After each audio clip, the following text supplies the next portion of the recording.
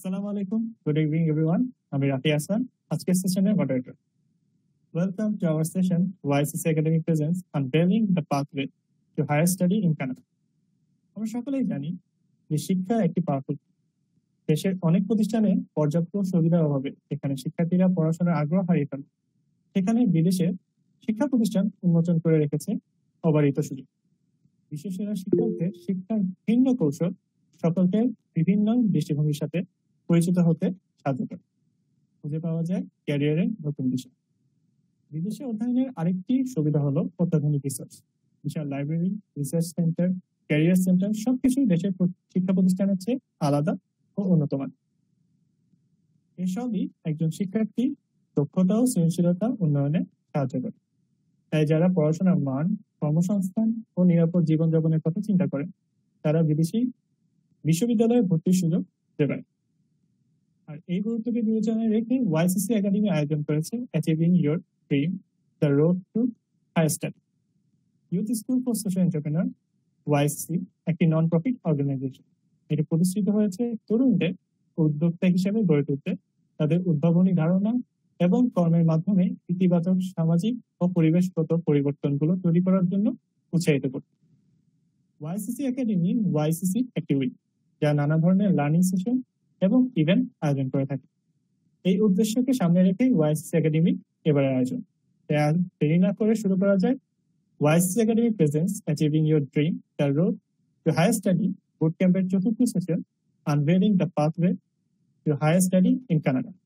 আজকের সেশনটি পরিচালনা করবেন আমাদের সম্মানিত অতিথি তমা রহমান, যিনি মেমোরিয়াল ইউনিভার্সিটি অফ নিউ ফাউন্ডল্যান্ড থেকে গ্র্যাজুয়েশন করেছেন। তাছাড়াও তিনি একজন কন্টেন্ট ক্রিয়েটর এবং বর্তমানে বিএমও ফাইন্যান্স গ্রুপের ইনভেস্টমেন্ট অ্যানালিসিস হিসেবে কর্মরত আছেন। So let's welcome hour guest. আসসালামু আলাইকুম ম্যাম, কেমন আছেন?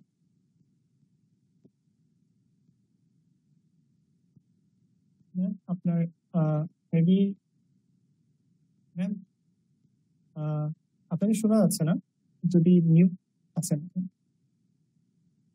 I am so sorry. আমি বলতে চাচ্ছিলাম যে আপনাদের উদ্যোগটা খুব প্রশংসার যোগ্য। আমি যখন ভার্সিটিতে পড়তাম এই ধরনের কোনো নন প্রফিট অর্গানাইজেশন বা ইউনিভার্সিটি কোনো ক্লাব ছিল না যেখান থেকে এই ধরনের ইনফরমেশন আমরা অ্যাক্সেস করতে পারি। তো খুব ভালো লাগলো যে আপনারা আপনাদের স্টুডেন্টদের জন্য এই সুযোগটা করে দিয়েছেন। Thank you very much ma'am. আর আমি পার্টিসিপেন্টদেরকে বলবো যে আপনারা ম্যামের সাথে চ্যাট বক্সে এবং দরকার হলে হ্যান্ড রেজ করে মিউট অফ করে ম্যামের সাথে এঙ্গেজ হবেন এই সেশন জুড়ে, এবং আপনাদের প্রশ্নগুলো অবশ্যই নোট করে রাখবেন। আমরা সেশনের শেষে আপনাদের কোশ্চেন অ্যান্সারগুলো নিব। এন্ড ম্যাম আপনাকে প্রথমেই ধন্যবাদ জানাই আমাদের সাথে যুক্ত হওয়ার জন্য, এবং আমাদের সকল পার্টিসিপেন্ট আমাদের সাথে যুক্ত হয়ে গেছে। তো আপনি আপনার সেশনটি শুরু করতে পারেন। The floor is all yours ma'am. এর আগের দিন আমি একটা সেশন নিয়েছিলাম, একটা হচ্ছে খুব সম্ভবত রাজশাহী ইউনিভার্সিটিতে, আর একটা চিটাগাং ইউনিভার্সিটি খুব সম্ভবত, মানে আমি খুব ভালো মনে নাই। তো অনেকেই যেটা চিন্তা করে যে দেশের বাইরে পড়তে আসবো, কত না জানি কমপ্লিকেটেড প্রসেস, পুরোটা এক্সপ্লেন করতে না জানি কত সময় লাগবে। তো তার আমাকে 1 ঘন্টা সময় দিয়ে রাখছে, আপু 1 ঘন্টা ধরে আমাদের বুঝান। পরে আমি বলা শুরু করার পর 15-17 মিনিট, লেস দেন 20 মিনিটস সব শেষ হয়ে গেছে। এখন ওরা সবাই বসে আছে যে কি হইলো জিনিসটা। তো আমি আজকে ঠিক করছি যে লিখে রাখবো কোন স্টেপটা কিভাবে কি এক্সপ্লেন করা যায়। আর এগেন আমি বলতেছি, it is not that complicated process. 15-20 মিনিটে বুঝাই ফেলানো সম্ভব।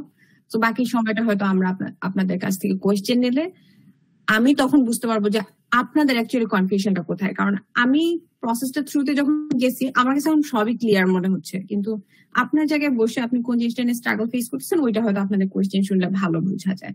তো আমরা স্টার্ট করি। আমি আমার জার্নিটাই শুরু করি যে আপনাদের মতো যখন আমি ইউনিভার্সিটিতে পড়তাম তখন থেকে আমি জিনিসটা কিভাবে চিন্তা করা স্টার্ট করেছিলাম। আমি প্রথম 2 বছর তো ইউনিভার্সিটির, আচ্ছা আমি সরি ডিস্ট্রাক্টেড হয়ে গেছি কমেন্টস দেখে। আমি প্রথম 2 বছর যখন ইউনিভার্সিটিতে ভর্তি হয়েছি তখন একটা ইউনিভার্সিটিতে অ্যাডজাস্টমেন্টের জন্য আমাদের অনেকটা সময় ব্যয় হয়ে যায় আমরা পড়াশোনার স্টাইলটা বুঝতে বুঝতে। তখন আমার রেজাল্ট খুব ভালো ছিল না। অনেকে যে জিনিসটাতে ডিমোটিভেটেড হয়ে যায় যে আপু আমার রেজাল্ট ভালো না, আমি কি মানে হায়ার স্টাডিজ এর ড্রিম দেখতে পারি কিনা। আমি 3.92 পাওয়া মানুষকে রিফিউজ খাইতে দেখছি, আবার লেস দেন 3 সিজিপি 2.9 2.8 এর মধ্যে আমি ফান্ডিং পাইতে দেখছি। So it's not always about your CGPA, but এই জিনিসটা আমাদের মনে রাখা জরুরি যে অবশ্যই যে মানুষটার সিজিপি আপনার থেকে বেশি, they have a competitive edge over you. That does not mean it's the end of the world, কিন্তু অবশ্যই আমাদের এই জিনিস সম্পর্কে অ্যাওয়ার থাকতে হবে এবং যতটুকু সম্ভব আমাদের কোর পড়াশোনার দিকে খেয়াল রাখতে হবে। একদমই যদি আমি পড়াশোনায় মনোযোগী না হই, মাঝে মাঝে সিজিপি আমাদের স্কিল লেভেলকে ডিটারমিন করে না। অনেকেরই সিজিপিএ খারাপ কিন্তু তার দেখা যায় টেকনিক্যাল স্কিল অনেক ভালো। সো ইয়েস, আমাদের টেকনিক্যাল স্কিলে মনোযোগ দিতে হবে, বাট সিজিপিএ বা আমার সাবজেক্টের কোরটা যেন আমি একেবারে মানে হেলাফেলা না করি। এটা হচ্ছে প্রথমত যারা একদম ইনিশিয়াল স্টেজে, যেটা আমি সাজেশন দিব। অনেকের সাথে আমি কথা বলে দেখছি অ্যাকাউন্টিং পড়াশোনা করছে, কোনো প্যাশন নাই, এবং সে মানে মিনিমাম অ্যাকাউন্টিং যেটা আমি অ্যাটলিস্ট আমার বিজনেস রান করার জন্য জানি সেটাও তার প্রফিসিয়েন্সি নাই। তো এই জায়গাগুলো হচ্ছে গ্যাপ গুলো সম্পর্কে অ্যাওয়ার থাকা এবং এই জায়গাগুলোতে কাজ করা। আমি আইআর পড়ছি, আমার ডিপ্লোমেসি, আমার ফরেন পলিসি খুবই কোর জিনিস। এই জিনিসগুলো যদি আমার আইডিয়া ভালো না থাকে তাহলে আমার আসলে আইআর পড়ে কোনো লাভ নেই। এটা হচ্ছে মেইন আর্গুমেন্ট। তারপরে যেটা বলবো সেটা হচ্ছে ইংলিশ প্রফিসিয়েন্সি। এটা একদম শুরু থেকে আমাদের এই জিনিসটা সম্পর্কে অ্যাওয়ার হতে হবে, একদম ভার্সিটিতে ভর্তির পর থেকে। কারণ এই একটা স্কিল আমার মনে হয় যে বাংলাদেশের পার্সপেক্টিভে সব থেকে আপনার ব্যাংক ফর বাক। অনেকে বলে যে আপনি কি স্কিল শিখবো, ভিডিও এডিটিং শিখবো না ফটোগ্রাফি শিখবো। আমার মতে ভালো ইংলিশ জানাটা আপনাকে যত দিক থেকে ইনকামের সুযোগ করে দিবে এবং লাইফে সম্ভাবনার দুয়ার খুলে দিবে, আর কোন স্কিল আমার মনে হয় না। ইভেন যদি আপনি ভিডিও এডিটর হতে চান, লেটস সে আপনি ফ্রিল্যান্স ভিডিও এডিটর হতে চান, আপনার ইংলিশটা যদি আপনি জানেন ভালো ইংলিশ, তাহলে আপনি অনেক কন্টেন্ট অ্যাক্সেস করতে পারবেন ইউটিউবে ফ্রি অফ কস্টে, বিকজ আপনি ওদের ল্যাঙ্গুয়েজটা বুঝতেছেন। তো হায়ার স্টাডিজও সেম, আপনার কমিউনিকেশন স্কিল দুর্বল থাকলে ইটস এক্সট্রিমলি ডিফিকাল্ট ইউনিভার্সিটি কাছে কোনো একটা ইনফরমেশন এক্সপেক্ট করা। আমার কোনো মেন্টর ছিল না, কোনো এজেন্সি ছিল না, কিছু ছিল না। আমি শুধু ইমেল করে করে আমার দরকারি ইনফরমেশন গুলো এক্সট্রাক্ট করছি ইউনিভার্সিটি থেকে, বা ইউনিভার্সিটির ওয়েবসাইটটা আমি পুরোটা পড়তে পারছি কারণ আমি ইংলিশটা বুঝতে পারছি। এই জায়গাটাতে বাংলাদেশের স্টুডেন্টদের আমি গ্যাপ দেখছি। আমি জানি না আপনারা সবাই কোন ইনস্টিটিউশন থেকে আসতেছেন, বাট সার্টিন কিছু ইনস্টিটিউশনের বাচ্চারা ভালো ইংলিশ পারে, তারা অনেক কোয়ালিফাইড না হওয়ার সত্ত্বেও এগিয়ে যাচ্ছে। সার্টিন কিছু ইনস্টিটিউশন, আমি আমার নিজের ইনস্টিটিউশনে বলি, আমি ঢাকা ভার্সিটিতে পড়ছি, তো আমাদের গ্যাপ ছিল ইংলিশে অন্যান্য অনেক ইনস্টিটিউশনের ছেলে মেয়েদের থেকে, সবার না, কিছু কিছু মানুষের আমি দেখছি। তো এই জায়গাটা প্রথম থেকে আমাদের মনোযোগ দিতে হবে। ভাষা শিক্ষা, সেটা যেই ভাষায় হোক, এটা একটা লং প্রসেস, ইজি না। বাংলাদেশের মানুষ এত ভালো হিন্দি কেন পারে, আমি এটা হচ্ছে আমার ফ্রাস্ট্রেশনের কারণ। সবাই দেখি ইন্ডিয়ানদের সাথে ধুমায় হিন্দিতে কথা বলতেছে, বাট ইংলিশে কথা বলতে দিলে পারে না, বিকজ আপনি কন্টেন্ট কনজিউম করছেন সারা জীবন স্টার প্লাস। তো এই জন্য বললাম যে কন্টেন্ট কনজিউম যেটা করতেছেন ইংলিশে করেন, make English language learning a habit. পড়াশোনা করে বিদেশে যাবো, টাকা ইনকাম করবো এই জন্য না, জাস্ট ইংলিশ শেখার জন্য ইংলিশটা শিখেন। আমার মতে এই দুইটা হচ্ছে কোর, যে ল্যাঙ্গুয়েজ শেখাটা আর হচ্ছে আপনার নিজের পড়াশোনাটা ভালো করা। এটা হচ্ছে প্রথম 2 বছরের কাজ। আর ভার্সিটি লাইফে ভর্তি হয়েছেন নতুন, তো অবশ্যই চিল করবেন, ঘুরবেন ফিরবেন। একদম আমি আপনাকে পড়াশোনা করে শহীদ হয়ে যাইতে বলবো না। আমি 3rd ইয়ারে উঠে সিরিয়াসলি চিন্তা করলাম যে আচ্ছা ঠিক আছে, আমি দেশের বাইরে যাব, আমার আসলে কি কি জিনিস লাগবে, যে জিনিসগুলো আমি এখন থেকে সাজাইতে পারি। 3rd ইয়ার, আমার 2nd ইয়ার রেজাল্ট বেশ খারাপ ছিল 2nd ইয়ার পর্যন্ত, 3 এর নিচে কখনোই ছিল না, বাট খুব ভালো ছিল না। 3rd ইয়ার থেকে চিন্তা করলাম, 3rd ইয়ার থেকে সবারই কোর সাবজেক্ট পড়ানো শুরু হয়। 1st ইয়ারে দেখবেন যে বিবিএ স্টুডেন্টদেরও কেমিস্ট্রি পড়াচ্ছে, আমাদের যেমন অনেক ল্যাঙ্গুয়েজ কোর্স পড়াচ্ছে, জাপানিজ ভাষা শিখেছে, এগুলো ভুগিচুগি। 3rd ইয়ার থেকে যখন আপনার কোর সাবজেক্ট পড়ানো শুরু করবে, মেক শিওর ওই সাবজেক্ট গুলোতে রেজাল্ট যেন কখনোই খারাপ না হয়। দেশের বাইরে ইউনিভার্সিটি গুলোতে সবসময় লাস্ট 2 ইয়ারের রেজাল্টটাকে সবচেয়ে বেশি মূল্য দেওয়া হয়। এমন যদি হয় যে আমার আন্ডার গ্রেডের রেজাল্ট খারাপ, সেক্ষেত্রে আমি সবসময় বলি যে বাংলাদেশে একটা মাস্টার ডিগ্রি করলে এই জিনিসটা কিছুটা, এটার লসটা, ক্ষতিটা পূরণ করা সম্ভব। তো এই জন্য আপনি যখন আন্ডার গ্রেডেই থাকবেন, 3rd ইয়ার 4th ইয়ারের রেজাল্টটাকে যতটুকু সম্ভব ভালো করার চেষ্টা করবেন। এটা হচ্ছে প্রথম। আর হচ্ছে এক্সট্রা কারিকুলার অ্যাক্টিভিটিস। আমি কোয়েশ্চেনটা পরে শুনবো ভাইয়া, শেষ করি তারপরে। এক্সট্রা কারিকুলার অ্যাক্টিভিটিস অনেকেরই কনফিউশন থাকে, আপু কোন ধরনের এক্সট্রা কারিকুলার অ্যাক্টিভিটিস করব। আমার কথা হচ্ছে যে ভলেন্টিয়ারিং নিজের জন্য না, ভলেন্টিয়ারিং যখন করবেন মন খুলে মানুষের জন্যই ভলেন্টিয়ারিং করবেন। আমি ভলেন্টিয়ারিং করে সেটাকে আমার সিভিতে লিখবো, লিখে আমি স্কলারশিপ পাবো, এটা হচ্ছে কিছুটা স্বার্থপর চিন্তা হয়। তো আপনি এই যে আজকে যেমন রাফি হাসান ভাইয়া, সে একটা অর্গানাইজেশনের আন্ডারে কাজ করতেছে, নন প্রফিট। সে একটা মিটিং অ্যারেঞ্জ করছে, সে একটা গেস্টকে ইনভাইট করছে। আমি জানি না কি আমাকে ইমেল পাঠাইছে, যে একজন আমাকে ইমেল পাঠাইছে। তো এই যে এই কাজগুলাই কিন্তু he is doing free of cost, it is a kind of volunteering activities. এটা কিন্তু তার প্রোফাইল একটা ভ্যালু অ্যাড করতেছে। সে যখন এরপরে দেশের বাইরে পড়তে যাবে, সে কিন্তু এটা লিখবে যে আমি 150টা স্টুডেন্টকে নিয়ে একটা ইভেন্ট অর্গানাইজ করছি, সেখানে আমি একজন মানুষকে দাওয়াত দিছি, আমরা হায়ার স্টাডিজ নিয়ে কথাবার্তা বলছি, আমি আমার স্টুডেন্টদের মাঝে এই ইনফরমেশন ছড়ানোর ব্যাপারে হেল্প করছি। এইটা করতে করতে আমার পাবলিক স্পিকিং বাড়ছে, আমার ক্রিটিক্যাল থিঙ্কিং, অর্গানাইজেশন অ্যাবিলিটি বাড়ছে। তো সবাই চেষ্টা করেন যার যার জায়গা থেকে কিছু না কিছুতে ইনভলভ হওয়ার। যদি ধরেন যে না আমার ভলেন্টিয়ারিং করার সময় নেই, আমার টাকা পয়সা নিয়ে চিন্তা করতে হয়, কাজ করাও কিন্তু খারাপ না, চাকরি বাকরি যাই করেন। আই থিঙ্ক টিউশনিটা একটু বেশি ট্র্যাডিশনাল হয়ে যায়, বাট স্টিল আমি পাইছি টিউশনি করেও মানুষ লাইফে অনেক ভালো কিছু করছে। বা টিউশনের বাইরে যেমন আমি যে কাজগুলো করতাম, যেটা আমাকে অনেক হেল্প করছে, আমার আরো পরিচিত মানুষদের হেল্প করছে, সেটা হচ্ছে যে ইউনিভার্সিটিতে অনেক সময় রিসার্চের কাজ করানো হয়, ছোটখাটো কাজ, খুবই কম পেমেন্ট, অনেক কষ্ট, বাট জিনিসটা ভ্যালু ক্রিয়েট করে টিউশন করানোর থেকে। আমি রিসার্চ অ্যাসিস্ট্যান্ট হিসেবে অনেকদিন কাজ করছি, ট্রান্সক্রিপশনের কাজ বা ইন্টারভিউ করার কাজ, যেগুলো খুবই রুডিমেন্টারি, লিটারালি কামলার কাজ, বাট আমি হ্যাপি টু ডু দ্যাট, কারণ জিনিসটা আমি বলতে পারছি যে আমি যখন অমুক প্রফেসরের আন্ডারে একটা রিসার্চের জন্য আমি ধরেন কক্সবাজারে গেছি, ওইটা করার সময় হচ্ছে আমার নিজের রিসার্চ করার আইডিয়া মাথায় আসছে, এটা কিন্তু বিশ্বাসযোগ্য লাগছে শুনতে। তো এই কাজগুলো আমরা করতে পারি, যে ভলেন্টিয়ারিং করা যেতে পারে। ভলেন্টিয়ারিং যদি করার আপনার সময় সুযোগ না থাকে, তাহলে যে কোনো ধরনের কাজ করতে পারেন। ইভেন যেই 2টা ছেলে আছে আমার, তারা আমাকে ভিডিও এডিট করতে হেল্প করে, বা আমাকে কন্টেন্টের রিসার্চ করতে হেল্প করে, এটাও কিন্তু তারা সুন্দর করে চাইলে প্রেজেন্ট করতে পারে যে হ্যাঁ আমি স্টুডেন্ট লাইফে আমি কাজ করছি, যেখানে আমি হচ্ছে একটা মানুষকে কন্টেন্ট ক্রিয়েট করতে হেল্প করছি, হায়ার স্টাডিজ রিলেটেড রিসার্চ করে আমি তাকে দিতাম, তার স্ক্রিপ্ট বানানোর কাজে আমি তাকে হেল্প করতাম। এই জিনিসটাও কিন্তু ভ্যালু ক্রিয়েট করে, যে আপনি ক্রিটিক্যাল থিঙ্কিং পাওয়ার আছে আপনার, এটা একটা। আরেকটা হচ্ছে যে রাইটিংটা ইমপ্রুভ করা। অনেকগুলো বললাম, লিখে রাখি, নাহলে আমি ভুলে যাবো। আমি বলছি ভলেন্টিয়ারিং, তারপর হচ্ছে আপনার course work, English, and this is the most important thing, writing.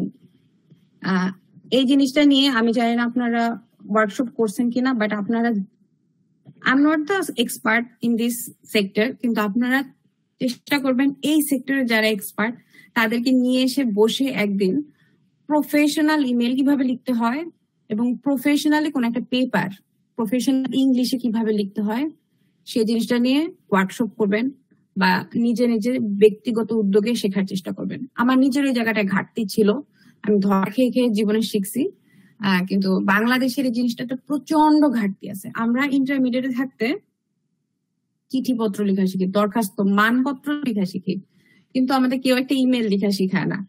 আজকেও সকালবেলা ঘুম থেকে উঠছে, আমি 50টা ইমেল পাইছি, তার মধ্যে অর্ধেকের বেশি ইমেল হচ্ছে পুরো ইমেলে সে আমাকে যা বলতে চাচ্ছে সেই জিনিসটা সাবজেক্ট লাইনে লিখছে। তো ইটস ভেরি অ্যানোয়িং। আমি তাকে নিয়ে মজা করতেছি না, তাকে হয়তো কেউ শিখায় নাই, তো এই জিনিসটা স্যাড। এই জিনিসটা আমাকে দিচ্ছেন, কোনো সমস্যা নেই, আমি দেখে রিপ্লাইও দিছি, কিন্তু দেশের বাইরে যখন আপনি অ্যাপ্লাই করবেন, এটা আপনার ওভারঅল আউটলুকে খুব বড় ধরনের হ্যাম্পার করবে। আমি অ্যাটলিস্ট নর্থ আমেরিকার কথা জানি, ওরা টেক্সটিং এর থেকে, ফেসবুক, ইনস্টাগ্রামের থেকে ওরা ইমেলটা অনেক বেশি প্রেফার করে হচ্ছে যোগাযোগের জন্য, এবং প্রত্যেকে বেশ ভালো ইমেল লেখে। ইমেল লেখার ছোট কয়েকটা টিপস দেয়। প্রথমত হচ্ছে make it short and concise. সারা পৃথিবীর সব স্টোরি এক ইমেলে, that's a very bad practice. আর যেটা বলবো সেটা হচ্ছে যে কিপ ইট প্রফেশনাল। অনেকেই হচ্ছে ইনফর্মাল ইংলিশে কথা বলেন, যেটা আমরা চ্যাটে যে ভাষায় কথা বলি সেই ভাষায় হয়তো ইমেলে কথা স্টার্ট করে দিই। এটা না করা, ভালো একটা সাবজেক্ট লাইন থাকা। এই যেটা হচ্ছে যে আপনি যে মানুষটাকে ইমেলটা পাঠাচ্ছেন তার সময়টাকে রেসপেক্ট করতে পারা। যে আমি আপনার ইমেলটা কি জরুরি ইমেল, এখন কি আমার রিপ্লাই দেওয়া উচিত নাকি এটা একটু পরে ওয়েট করতে পারে, সেটা আমি কেমনে বুঝি? সাবজেক্ট লাইন দেখে বুঝি। আমার একটা ভালো সাবজেক্ট লাইন দেওয়া, ক্লিক বেটি সাবজেক্ট লাইন না যে আর্জেন্ট না বাট আর্জেন্ট লিখে দিলেন, বা হচ্ছে নিচে একটা সিগনেচার লাইন থাকা ভালো, অনেক মানে এক্সট্রাভেগেন্ট কিছু হইতে হবে না, just sincerely yours Sadia Rahman তমা, আন্ডার গ্রাড স্টুডেন্ট এট ঢাকা ইউনিভার্সিটি, এতটুকু হইলেও হয়, কিন্তু এটা যেন থাকে। আর কিছু ল্যাঙ্গুয়েজের কিছু ব্যাপার মারপ্যাচ আছে, যে I would love to, please, can you please do that, এটা মানে ডু দ্যাট না বলে can you please do that, would you please mind do that, এই টাইপের কিছু ফ্রেজ আছে। এটা তো এখন আমি ইংলিশ এক্সপার্ট না, তো আমি হয়তো বলতে পারলাম না, বাট আপনারা এই টাইপের ফর্মাল প্রফেশনাল ইমেল কিভাবে লিখতে হয় এই জিনিসগুলো নিয়ে প্রচুর ব্লগ আছে, ইউটিউবে ভিডিও আছে, এই জিনিসগুলো দেখে এই জায়গাগুলো হচ্ছে স্কিল ডেভেলপ করার চেষ্টা করবেন। এগুলো হচ্ছে ভার্সিটিতে থাকতে যে সাবজেক্টই পড়েন না কেন, এই কয়েকটা স্কিল আপনাদের খুবই জরুরি, যেটা প্রফেশনাল লাইফেও হায়ার স্টাডিজ এর ক্ষেত্রেও যেখানে যান সেখানে। এই হলো ইউনিভার্সিটি লাইফ হলো। এরপরে আসবে হচ্ছে যে আমরা লিটারালি যে যখন আমরা দেশের বাইরে আসার জন্য একদম আগাচ্ছি আস্তে আস্তে, থার্ড ইয়ার শেষ, ফোর্থ ইয়ারের শুরু, তখন থেকে আমরা শুরু করবো যে কি কি কাজ করা যাইতে পারে যেটা আমাকে দেশের বাইরে নিতে হেল্প করবে। প্রথমেই যেটা আসবে সেটা হচ্ছে যে আস্তে আস্তে আমাকে অনেক হেল্প করছে, এটা খুবই personal opinion, if it doesn't work for you skip it. সেটা হচ্ছে যে ফেসবুকের গ্রুপ গুলাতে জয়েন করা, বিভিন্ন ধরনের গ্রুপ আছে, আমেরিকা নিয়ে গ্রুপ আছে, কানাডা নিয়ে গ্রুপ আছে, অস্ট্রেলিয়া নিয়ে গ্রুপ আছে। ওই গ্রুপ গুলাতে জয়েন করলে যেটা হয়, আপনি অন্য মানুষের সাকসেস স্টোরি দেখে at least first of all motivated হবেন। দ্বিতীয়ত হচ্ছে যে আপনার ধরনের প্রোফাইলের মানুষ ভিসা পাচ্ছে কিনা বা কোন ইউনিভার্সিটি গুলাতে যাচ্ছে, এই ধরনের কিছু আইডিয়া পাওয়া যায়। সবসময় পাওয়া যায় আমি তা বলবো না, এগুলোর কিছু খারাপ দিকও আছে। অ্যাটলিস্ট কানাডার কথা আমি জানি যে কয়েকদিন পরপর দেখবেন এক একজনে পোস্ট দিবে যে আমি 1.5 কোটি টাকা দেখে ভিসা রিফিউজ খাইছি, এগুলো দেখে সবাই ডিপ্রেশনে পড়ে যায়। ওগুলা না, আমি হচ্ছে ইনফরমেশনের জন্য ইউজ করছি যে আচ্ছা আমার মতো সিজিপি এর মানুষ ইউএস এর কোন ইউনিভার্সিটি গুলাতে যাচ্ছে। এই জিনিসগুলা হয়তো ফেসবুক না থাকলে আমার আরো অনেক কষ্ট হইতো, এটা একটা করা যেতে পারে। সো নেটওয়ার্কিং এর আন্ডার এটা আমি আনবো, এটা ধরেন ফোর্থ ইয়ারের শুরু থেকে। আপনার নিজের ডিপার্টমেন্টের কোনো বড় ভাই বোন সিনিয়র কেউ যদি দেশের বাইরে পড়তে যেয়ে থাকে, রেসপেক্টফুলি তাদের সাথে নেটওয়ার্কিং করার চেষ্টা করা। বেশিরভাগ মানুষই অনেক হেল্পফুল, যদি কেউ হেল্প না করে মন খারাপ করার আসলে কিছু নাই, সবাই অনেক ব্যস্ত লাইফে। তো নেক্সট অন্য একজনকে দিয়ে আমরা ট্রাই করব, কিন্তু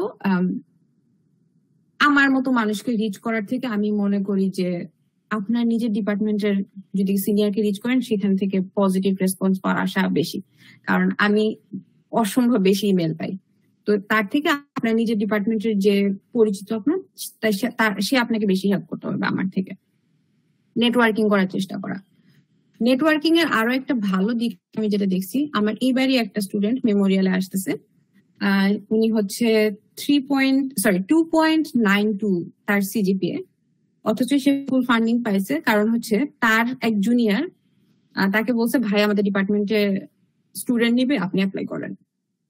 এবং সে গিয়ে প্রফেসরকে বলছে যে আমার একটা সিনিয়র ভাই আছে, উনি মেকানিক্যালে পাশ করছে, উনি অমুক ডিপার্টমেন্ট চাকরি করে, উনাকে কি কোনোভাবে নেওয়া যায় কিনা। উনি কিন্তু অ্যাপ্লাইও করে নাই, কিচ্ছু করে নাই, জাস্ট বিকজ অফ নেটওয়ার্কিং সে কিন্তু ইন্টারনালি একটা নিউজ পেয়ে গেল যে এই ইউনিভার্সিটিতে পিএইচডি স্টুডেন্ট নিচ্ছে। And then he directly emailed that professor. Professor 2 দিনের মধ্যে তাকে ইন্টারভিউ নিছে।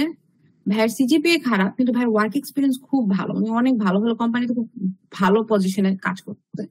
এন্ড দেন ভাইয়া শেয়ার যে তার রিসার্চ ইন্টারেস্টটা কি, সুন্দর করে বলার পরে প্রফেসর একদম ইমপ্রেসড হয়ে গেছে। এন্ড ভাইয়ার মনে হয় টিউশন ফিজ $8,000, অথচ $30,000 মতো ফান্ডিং পাইছে। তার মানে ওনার লিভিং কস্ট কভার করে উনি বাংলাদেশে টাকা পাঠাতে পারবে, এত বেশি টাকা উনি টিউশন স্কলারশিপ পাইছে। এই জন্য মানুষের সাথে নেটওয়ার্কিংটা, this is how networking helps you. সবাই নেটওয়ার্কিং পারবে তা না, এটা একটা অপশন, লিখে রাখেন যদি কাজে লাগে। আমার কাজে লাগে না, আমি আর্টসে পড়তাম, আমি কাউকে চিনতাম না যে বিদেশে এসে পড়াশোনা করতেছে, there is not a single person. এই হচ্ছে নেটওয়ার্কিং। এরপরে আসবে হচ্ছে ইমেইলিং প্রফেসরের স্টেজ।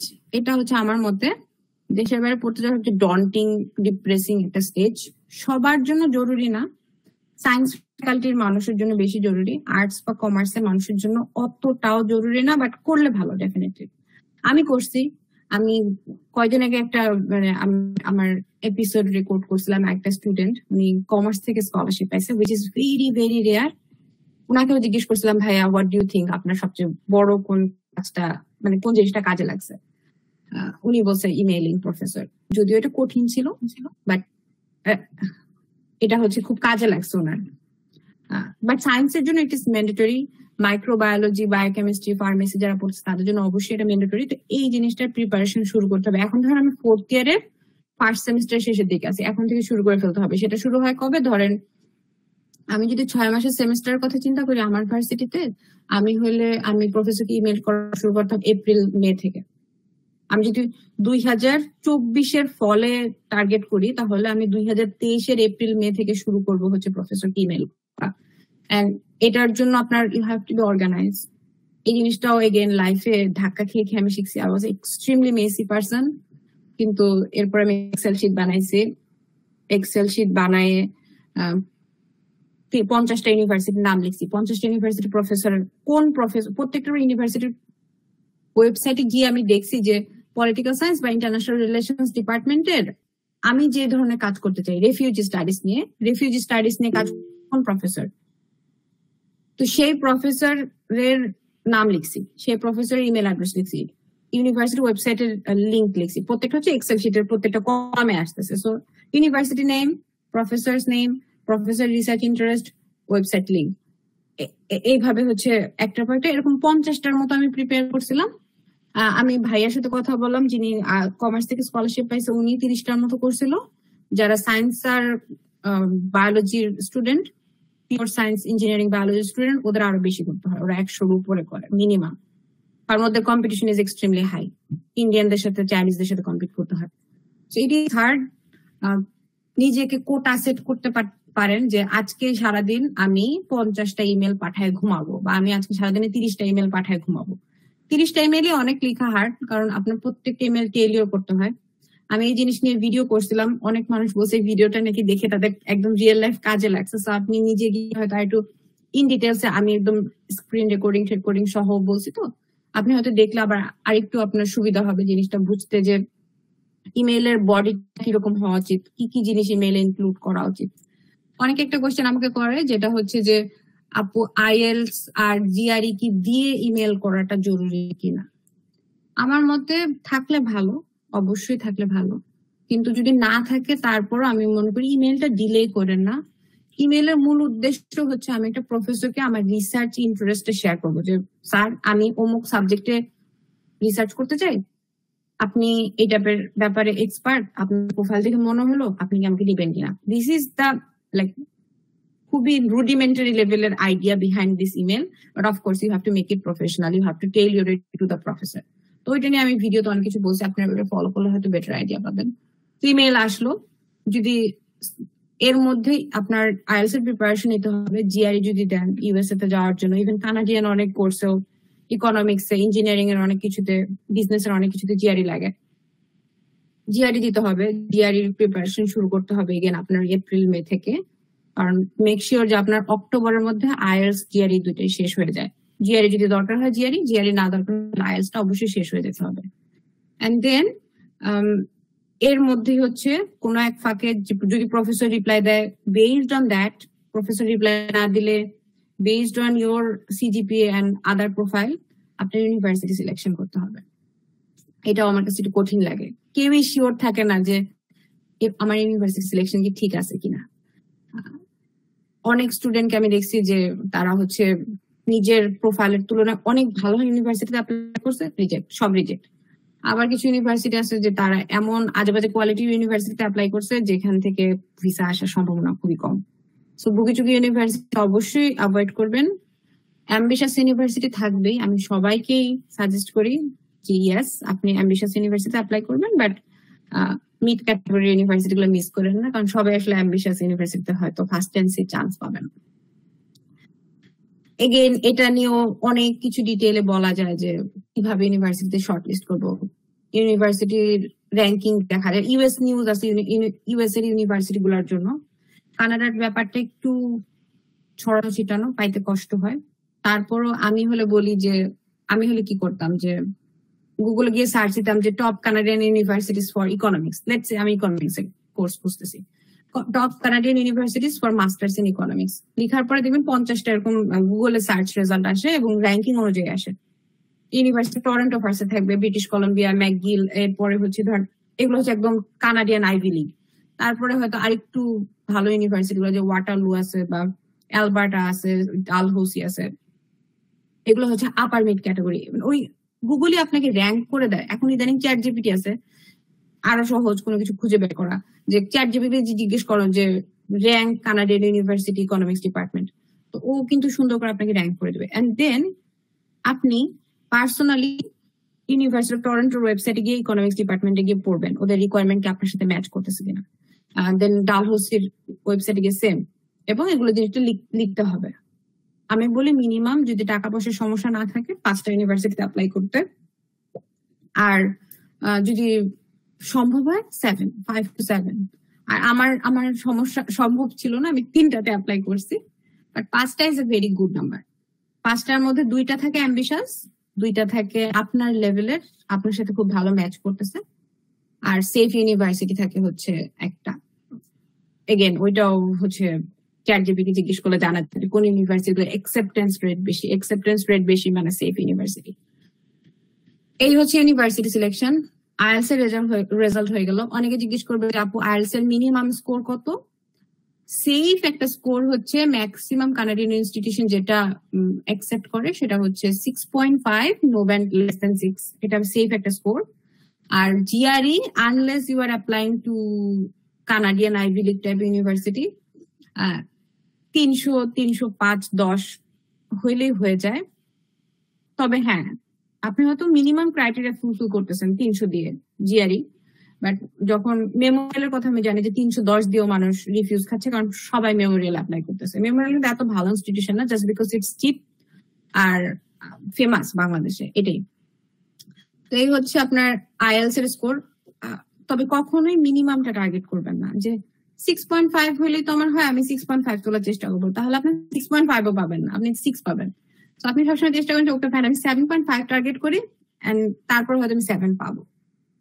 ওইভাবে প্রিপারেশন নিতে হবে। আমার আইএলটিএস এর প্রিপারেশন নেওয়ার ক্ষেত্রে এইটাও হচ্ছে একটা আলাদা পুরো 1 ঘন্টার আলোচনা। আইএলটিএস এর প্রিপারেশন, আমার আইএলটিএস এর প্রিপারেশন ক্ষেত্রে সবচেয়ে বেশি মোটিভেটিং ফ্যাক্টর যেটা ছিল সেটা হচ্ছে যে আমার ফ্রেন্ডরা বিসিএস এর প্রিপারেশন নিত, বছরের পর বছর পড়তো, হাজার হাজার বই মুখস্থ করতো, তারপর প্রিলি ফেল করতো, 2বার 3বার করে প্রিলি ফেল করতো। আমি চিন্তা করতাম যে ওরা একটা সরকারি চাকরি, যে চাকরিটা পাইলে এটা তো চাকরি, এমন তো না যে আমার লাইফ সেট, আমার তো ওই চাকরি পাইলেও চাকরি করতে হবে, এবং খুব যে অনেক বেশি বেতনের চাকরি তাও না, ওই চাকরির জন্য সে এত কষ্ট করতে পারতেছে, ম্যাসিভ রেসপেক্ট ফর দেম। আমি তাহলে এইখানে কেন একটু কষ্ট করব না? আমি যদি আইএলটিএসটা ভালো করে দিতে পারি, আমি যদি একটা স্কলারশিপ পাই, স্কলারশিপ অ্যামাউন্ট উঠবে 10-12 লাখ টাকা, ওই 10-12 লাখ টাকা বিসিএস চাকরি করে ইনকাম করতে ওরা অনেক বছর চাকরি করা লাগবে। তো আমি এই আইএলটিএসটাতে একটু ভালো করে এফোর্ট দিই, তাহলে দেখা যায় আমি যখন স্কলারশিপ যখন পাইছি $15,000 স্কলারশিপ পাইছি, $15,000 বাংলাদেশের টাকা 10 লাখ টাকার বেশি। তো যদি আপনাকে কেউ 10 লাখ টাকা দিত কোনো একটা কাজ করার জন্য, আপনি কতটুকু এফোর্ট দিতেন? সেইভাবে চিন্তা করে আমি হচ্ছে আইএলটিএস প্রিপারেশনটা নিয়েছিলাম, লাকিলি আল্লাহ আমাকে হেল্প করছে। এগুলো হচ্ছে আইএলটিএস প্রিপারেশন। তারপরে ইউনিভার্সিটি অ্যাপ্লাই করে ফেলতে হবে। সো আমি টাইম লাইনটা বলতেছি, ধরেন 2024 ফলে আপনি আসতেছেন, সো আইএলটিএস দিবেন অক্টোবরের মধ্যে আমি দিতে বলি, কারণ যদি অনেক খারাপ হয় পরীক্ষা তাদের জন্য আরেকবার পরীক্ষা দেওয়ার আপনার সুযোগ থাকে নভেম্বরে। ইউনিভার্সিটি থেকে লেটার অফ রিকমেন্ডেশন নিতে হবে, which is one of the worst আমার মতে এক্সপেরিয়েন্স। অনেকের খুব মানে ইজি ব্রিজি হয়, যাদের প্রফেসরদের সাথে সম্পর্ক ভালো, যারা সিআর বা প্রাইভেট ইউনিভার্সিটিতে প্রফেসর অনেক ফ্রেন্ডলি। আমার জন্য ইট ওয়াজ এ হেল। আমি লিটারেলি লাস্ট ডে পর্যন্ত আমি এনজাইটিতে মানে সাফার করছি। 2 মাস আগে থেকে তাদের বলে রাখছি, বাট তারা সুন্দর করে লিখে দিচ্ছিল না। এই জায়গাটা সম্পর্কে কনসাস থাকা, আগে থেকে যোগাযোগ করা, সিচুয়েশনটা অ্যাটলিস্ট বোঝা যে আচ্ছা আমার প্রফেসরকে আমাকে ঘুরাবে নাকি ঘুরাবে না, যদি ঘুরায় তাহলে ব্যাকআপ একজনকে রাখা। এই জায়গাগুলো খুবই কঠিন একটা ধাপ। যারা ঢাকা ভার্সিটিতে পড়েন, জানেন আপনারা কোন ভার্সিটিতে পড়তেছেন, তাদের জন্য ট্রান্সক্রিপ্ট তোলা একটা যুদ্ধ। তো ওইটা করতে হবে। এসওপি লিখতে হবে। SOP is the I think most important document. আপনার লাইফে যত ধরনের ব্যর্থতা আছে সব ব্যর্থতাকে ঢাকা যায় হচ্ছে একটা ডকুমেন্ট দিয়ে, সেটা হচ্ছে এসওপি। এসওপি খুবই সাবজেক্টিভ। ভালো এসওপি কি এই জিনিসটা খুবই সাবজেক্টিভ। এসওপি নিয়ে আমি অনেকগুলো ভিডিও করছি, আপনারা ভিডিওগুলো দেখতে পারেন।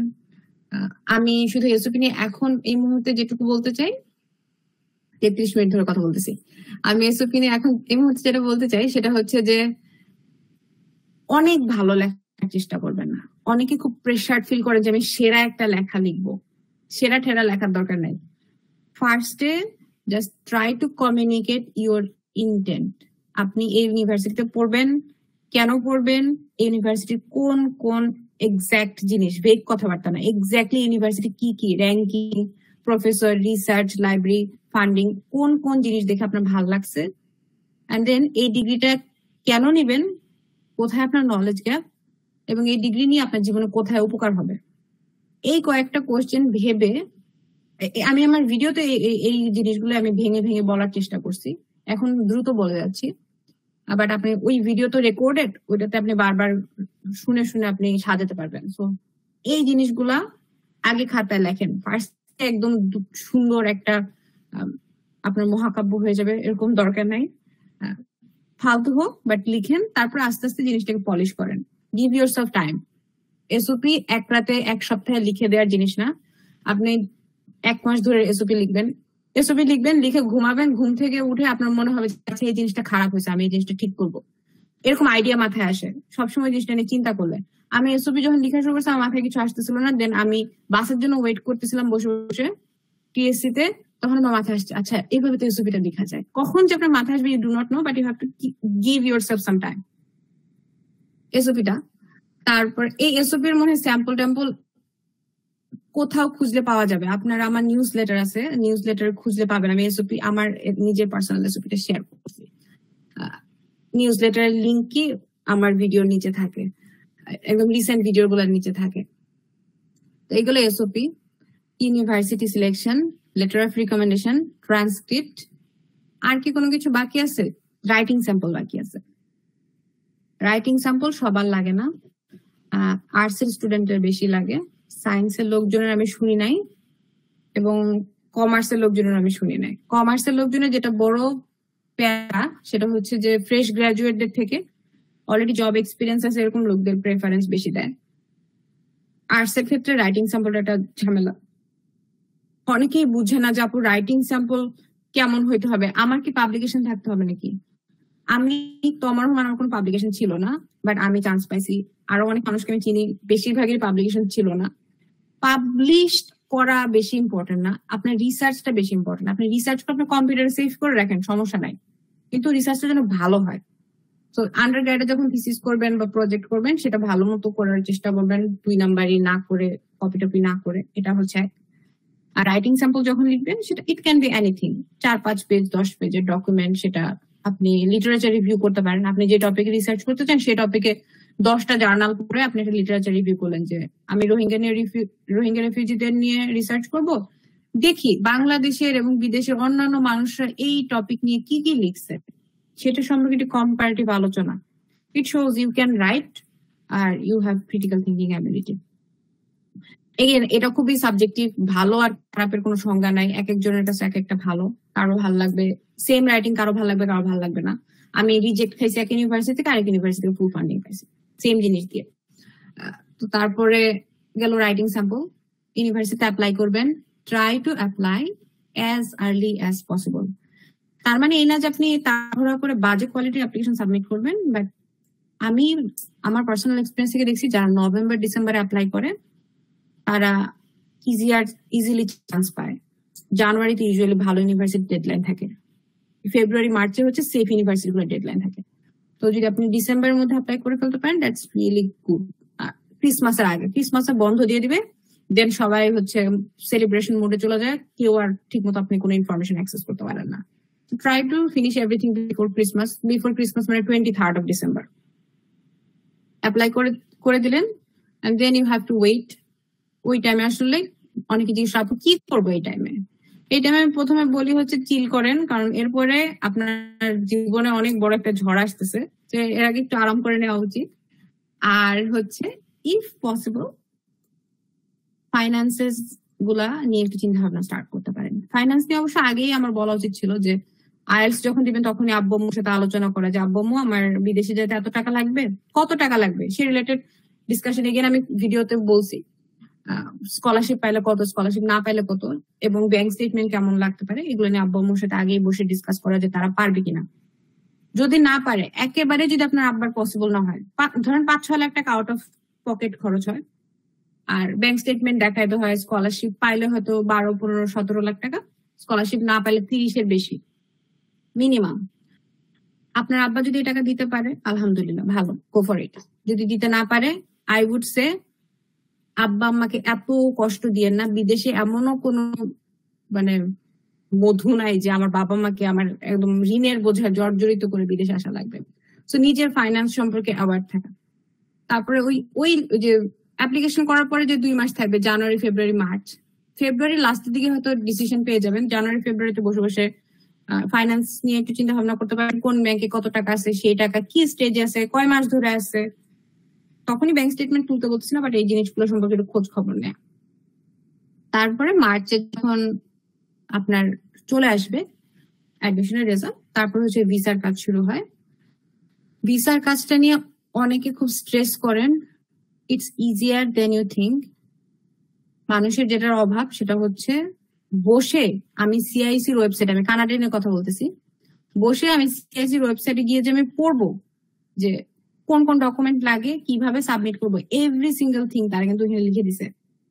এইটুকু ধৈর্য নাই। তারা মনে করে যে একটা এজেন্সিতে যাব, এজেন্সি আমাকে সবকিছু ঠিকঠাক করে দেবে। ট্রাস্ট মি, এজেন্সি আপনাকে কিছুই ঠিক করে দেয় না। আপনার এসবি আপনি নিজে লিখেন, আপনার ব্যাংক স্টেটমেন্ট আপনি নিজে বানান, আপনার সিএ ভ্যালুয়েশন আপনি নিজে বানান, আপনার আর কি কি আপনার ম্যারেজ সার্টিফিকেট লাগে, জামাইকে নিয়ে যাওয়া লাগে, আপনার চাকরির document, academic document, every single thing কে জোগাড় করে দেয়? আপনার নিজে জোগাড় করতে হচ্ছে। আপনার পুলিশ ক্লিয়ারেন্স কিন্তু এজেন্সিকে কেউ দিবেন, আপনার নিজের গিয়ে আনতে হচ্ছে। এজেন্সি কি করে, ফর্ম ফিল আপ করে দেয় এজেন্সি, আর আপনার সমস্ত ডকুমেন্টের স্ক্যান কপি গুলো নিয়ে যখন আপনি যান সেগুলোকে মার্চ করে দেয়, এন্ড এটার জন্য লাখ লাখ টাকা আপনার কাছে চার্জ করে। এটা আমার কাছে পুরো একটা প্রহসন মনে হয়।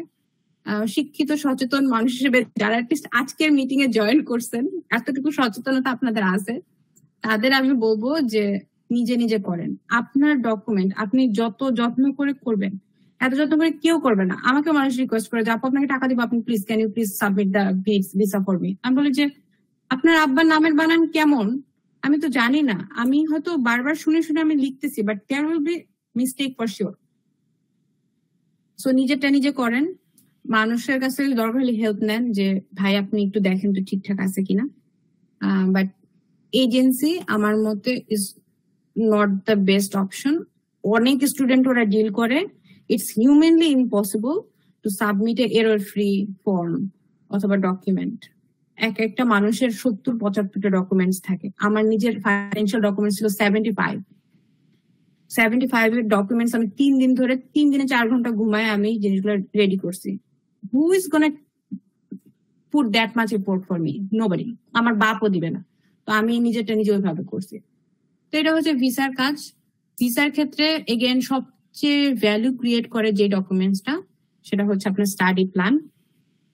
পরিষ্কার থাকা। আমি যে প্রথম থেকে আপনাকে বলে আসলাম যে ভাইয়া you have to be clear কেন এই ডিগ্রি নিচ্ছেন, you have to be clear যে এই ডিগ্রি নিয়ে আপনার জীবনে কোথায় উন্নতি হবে। সেই ব্যাপারগুলো যদি আপনি পরিষ্কার থাকেন, তাহলে আমার মতে ভিসা রিফিউজ হওয়ার আসলে কোনো কারণ নাই। অনেকে মনে করে যে আপু বাংলাদেশ থেকে কি ভিসা বেশি রিফিউজ হচ্ছে? আমি বলি যে বাংলাদেশে you are a cash cow. যদি স্কলারশিপ মান তো ভালো, স্কলারশিপ না পেলে আপনি তো ফালতু পড়তে আসতেছেন না, টাকা দিয়ে পড়বেন। কানাডিয়ান গভর্নমেন্টের পকেটে টাকা ঢুকতেছে, আপনার আবার টাকা। কানাডিয়ান গভর্নমেন্টের কোনো দরকার আছে আপনাকে হুদাই ভিসা রিফিউজ করার? আপনি ভিসা দিলে বরঞ্চ তাদের লাভ আপনাকে ভিসা দিলে। তো কখনোই চিন্তা করার দরকার নেই যে না কানাডিয়ান গভর্নমেন্ট ভিসা আটকায় রাখতেছে আমাকে টর্চার করার জন্য। Maybe you have some kind of weakness যেটা আপনি ওয়ার্কআউট করতে পারেন, এবং এরপর আপনার ভিসা হবেই। আপনার ভিসা না দেওয়ার কোনো কারণ নাই কানাডিয়ান গভর্নমেন্ট। ইভেন ইউএস এর কথাও দেয়, ইউএস এর গভর্নমেন্ট আপনার ভিসা না দিয়ে ওদের কি লাভ? কোনো লাভ নেই। সো নিজের উইকনেস গুলো খুঁজে বের করে সেগুলোতে কাজ করা, প্যানিক না করা, মানুষের ঘুমচুম ইউটিউবে ফেসবুকে ইনফরমেশন যে 1 কোটি টাকা দিয়ে ভিসা রিফিউজ খাইছি, because your choice of programme was wrong probably. আপনি মাস্টার্স করছেন, এমবিএ করছেন বাংলাদেশ থেকে, দেন আপনি একটা পিজিডি কোর্সে আসতেছেন, that's why your visa got refused, কারণ আপনি ইজিয়ার ওয়ে আউট খুঁজছেন। সবসময় take the longer path, take the path less travel by. আমার মতে এমনও কোনো কঠিন কিছু না, আপনি জাস্ট নিজের উপর আত্মবিশ্বাসটা রাখেন। এই হচ্ছে আমার 45 মিনিটের discussion. I'm done, thank you. Okay, thank you আপু। আমরা আমাদের কোশ্চেন গুলো নিতে পারি, আপনারা হ্যান্ড রেজ করতে পারেন, আমি তারা একজন একটু করে রাখছি। ওকে, প্রথমে হচ্ছে মুনতাসির কবির ভাইয়া, সেটা করতে পারেন। আপু আচ্ছা, যদি ইউনিভার্সিটিতে মানে শুরু থেকে মানে বিভিন্ন ক্লাবের যদি রিপ্রেজেন্ট করি, তারপর মানে এনজিওতে মানে different types of skill develop করি, এবং মানে অনলাইনে মানে যত সবগুলো কোর্স আছে আর কি, ধরেন আমার মেজর রিলেটেড যত কোর্স আছে ওগুলা যদি ধরেন আমি আমার এক্সপিরিয়েন্স এবং স্কিল বাড়ানোর জন্য যদি ইউজ করে থাকি আর কি, যাওয়ার আগে মানে নিজেকে যদি এক্সপার্ট করে যাই, তাহলে বাইরে ওইটা কি ভালো হবে আমার জন্য? ডেফিনেটলি ভালো হবে। মানে আপনি আপনার ডিপার্টমেন্টের আর 10টা ছেলের থেকে একটু বেশি চেষ্টা করতেছেন, এক্সট্রা মাইল যাইতেছেন, তো অবশ্যই তো আপনি আগায় থাকবেন। সবসময় যখনই নিজে শুয়ে শুয়ে ফেসবুক স্ক্রল করবেন, তখন চিন্তা করবেন যে there is someone else out there working harder than me. তারপরে উঠে কাজ করা স্টার্ট করবেন, দেন আপনি অনেকের থেকে আগায় থাকবেন। আসলে আপু ইউনিভার্সিটিতে যখন মানে সিআর ছিলাম আর কি, ওই অবস্থাতে মানে সবাই বলতো যে সিআর হওয়ার কি প্রয়োজন ছিল, মানে বলতেছে তুমি স্যারদের গোলাম, মানে কি স্যারদেরকে জাস্ট কল দিবা, শুধু এই কাজই করবা, মানে সবাই শুধু হাসতো যে ভলেন্টিয়ার অ্যাক্টিভিটিস এগুলা কি জিনিস বলে, এরকমই হাসতো। মানে পুরা ক্লাসেই বলতে গেলে আমি একজনই ছিলাম মানে ডিফারেন্ট কম্পিটিশন বা এগুলাতে যাইতাম, সবাই শুধু হাসতোই আপু। ওরা আসলে হেসে হেসে হেসে খেলে নিজের জীবন পার করে দিবে, ওটা সমস্যা নাই। আপনি আপনার নিজের কাজটা করতে থাকেন। আমার মতে যারা একটু ডিফারেন্ট তাদের জীবনে আসলে হাসির পাত্র হইতেই হয়। আমি যখন ভিডিও করা স্টার্ট করছিলাম, তখন কত মানুষ হাসছে, আই গেস এখন অনেক মানুষ হাসে। কি হয়েছে হাসলে? We are not gonna die. কেউ কি জীবনে এমন হয়েছে যে কারো কাছ থেকে ইনসাল্টেড হয়ে মরে গেছে? মরে যায় নাই তো। We are not gonna die. All the best ভাইয়া, আপনি চেষ্টা করেন। অনেক কিছু করতে হয়তো পারবেন না, যে ট্রেনিংও করবো, স্কিল ডেভেলপও করবো, সিআরও হবো, কম্পিটিশনও করবো, ভলেন্টিয়ারিংও করবো, এত কিছু হয়তো হিউম্যানলি আপনি পসিবল না। যে কটা আপনার প্রবলেম হয়েছিল যে কি, আরেকটা প্রবলেম হয়েছে ওইটা কি, ধরেন একটা রেয়ার ডিসিজ সিচুয়েশনে মানে যখন মানে ধরুন পড়ে গেলে লাইক আদার সিচুয়েশন মানে সবগুলো একটু চেঞ্জ হয়ে যায়। মানে ওই ক্ষেত্রে মানে হয়েছে কি, আমি কি করছি ওই জিনিসটাকে মানে অতটা মানে উইকনেস হিসেবে না নিয়ে মানে ওইটাকে আমি স্ট্রেংথ হিসেবে হাইলাইট যখনই করছি, তখন দেখছি মানে ফ্রেন্ড বা আশেপাশে যেগুলো টিচার বা যারা ছিল মানে যারা আমাকে অ্যাডভাইস দিতেন সবাই পিছনে চলে গেছে। এখন বলতে গেলে মানে আমি একাই মানে আসলে মানে ফাইটটা আমাকে করতে হচ্ছে, আসলে পুরো একাই পড়ে গেছি।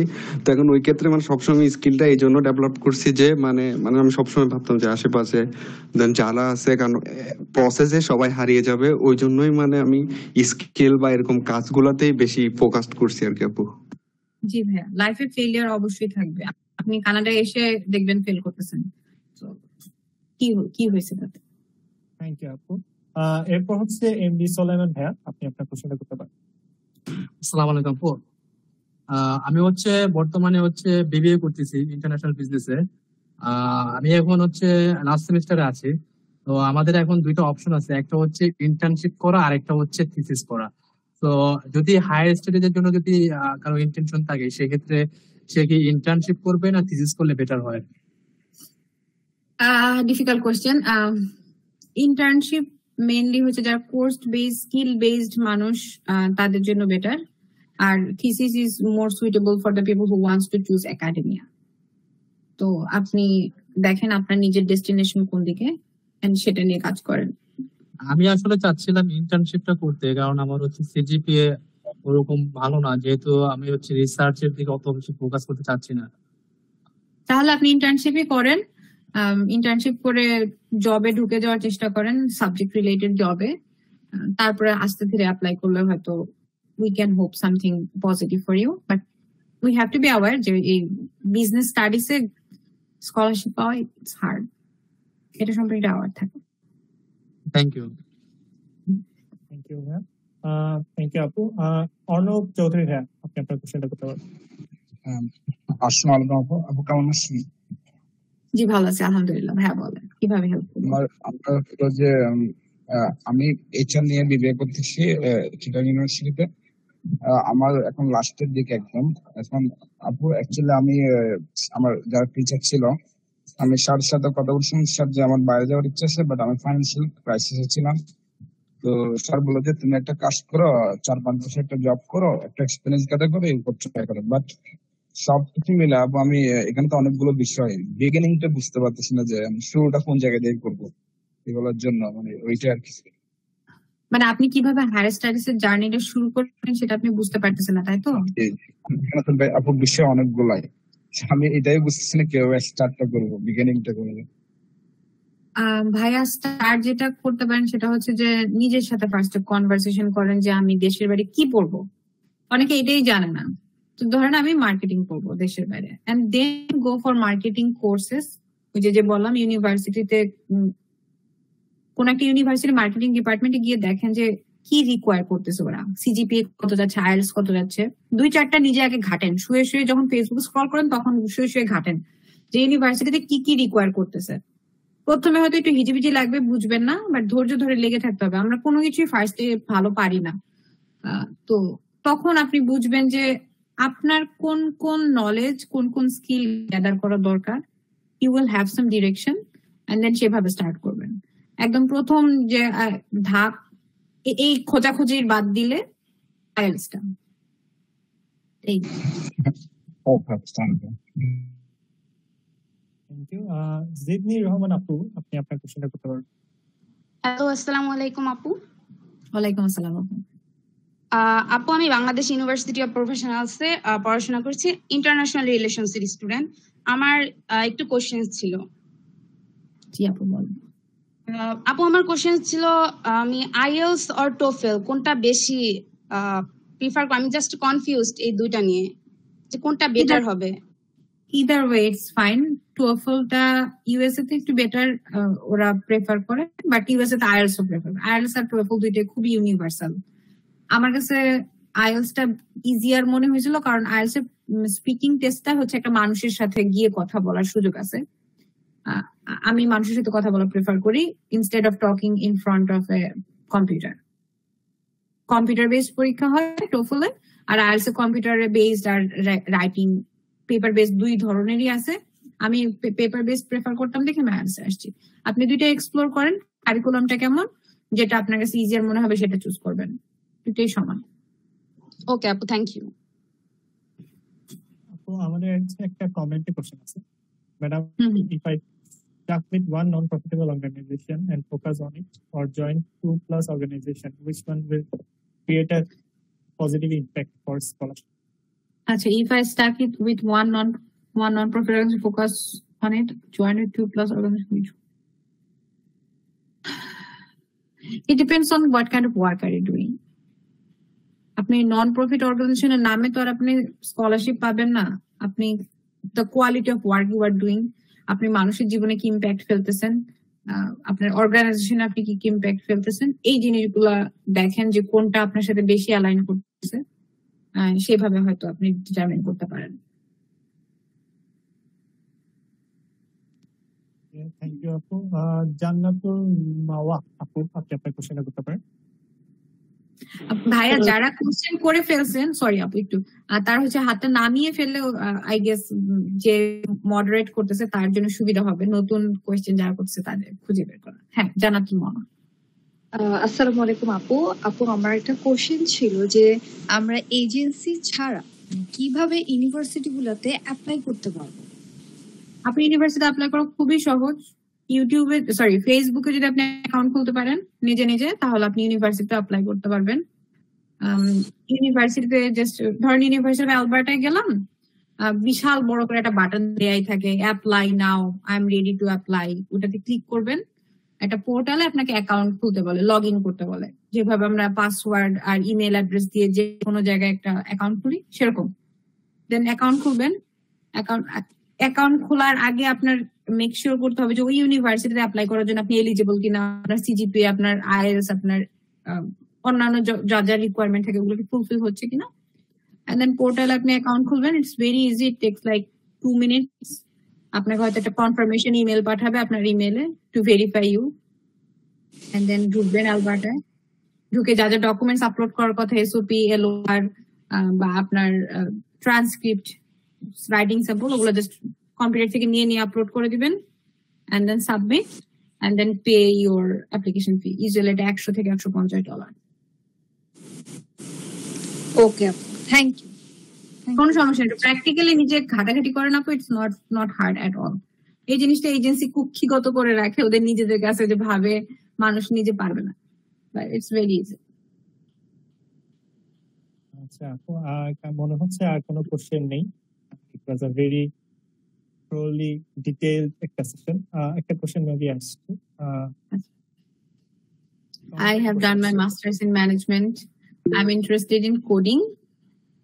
Is it possible for me to switch to PhD or data science or any IT related field?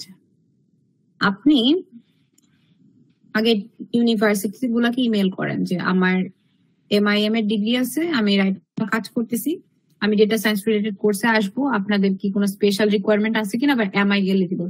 I guess ওরা আপনাকে বেটার ইনফরমেশন দিতে পারবে। সব ইউনিভার্সিটি আপনাকে নিবে না, বা কিছু কিছু ইউনিভার্সিটি আপনাকে নিবে। থ্যাংক ইউ আপু। সায়েন্স সাদাত ভাইয়া, আপনি আপনার কোশ্চেনটা করবেন।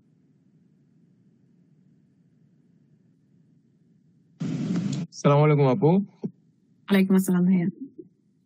আপু আমি হচ্ছে লয়ের স্টুডেন্ট। তো বাইরে যাওয়ার ব্যাপারে আমি ল সম্বন্ধে যতটুকু ধারণা রেখেছিলাম যে আর্টিকেল রাইটিং এর ব্যাপারে, আর্টিকেল রাইটিং এর নাকি লয়ের ব্যাপারে খুব কাজে দেয়। তো এই ব্যাপারে যদি একটু আপনি ধারণা দিতেন আপু। কি আর্টিকেল রাইটিং ভাইয়া? মানে রিসার্চ, আমরা যে রিসার্চ পেপার বের করি না, সেরকম আর কি।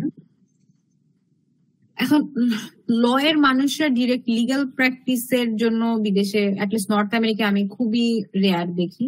আপনাদের মানুষজন অনেকে ইসে যায়, ইউকে তে যায়, আপনাদের জন্য ওই সিস্টেমটা খুবই ইজি, বার এট ল পড়ে।